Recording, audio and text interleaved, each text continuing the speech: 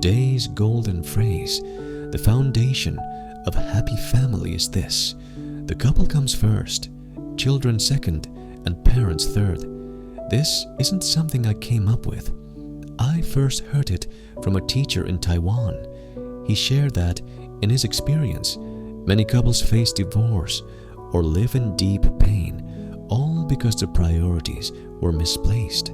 Some people put their children or their parents in the first position and forget about the relationship between husband and wife. This, he said, is a misunderstanding rooted in traditional cultural beliefs. People often say, a wife can be replaced, but you only have one mother, so your mother must always come first. But this way of thinking brings great harm to families. The teacher explained, yes, it's true. You only have one mother, but at the same time, you also only have one wife. And your child, they only have one mother, and that is your wife. If we put our parents first and neglect the feelings and needs of our partner, then the marriage becomes very difficult to sustain.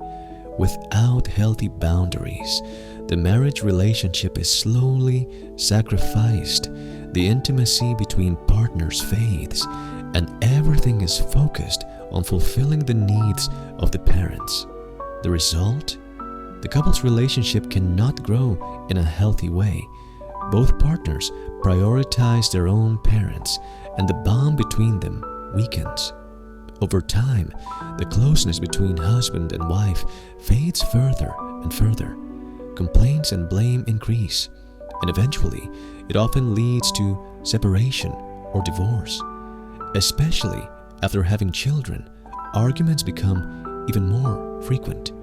Only when we put the relationship between husband and wife first can we build a home that truly belongs to both of us. When two people work together, their combined strength is limitless. It gives them the power to handle all the other relationships around them.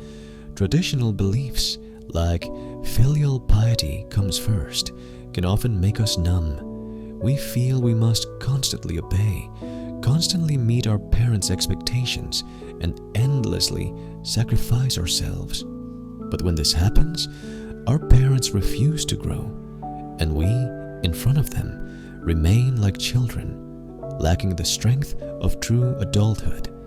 This is why, after marriage, many people experience serious conflicts, especially between in-laws, because they allow their parents to interfere with their intimate marital relationship. Only when we place the relationship between husband and wife first can a family truly find happiness. On the other hand, if we put the children first, the family becomes filled with tension and conflict and often ends up unhappy. When the couple's relationship is neglected, their bond weakens. Meanwhile, parents focus excessively on the child, and the child becomes a little tyrant. From a young age, the child is surrounded by the family's full attention, all their energy, all their love, fulfilling every single one of their desires. This kind of child grows up extremely self-centered, becoming what we call a giant baby. And this kind of family becomes distorted. First, the child is harmed. They become domineering, controlling, and unaware of boundaries. At the same time, the parents' relationship is neglected. Many families are unhappy. Many marriages fail because the couple doesn't know how to say no to the expectations and demands of their parents. They remain like children in front of their parents, lacking the strength of adulthood, so they allow their parents to interfere in their marriage.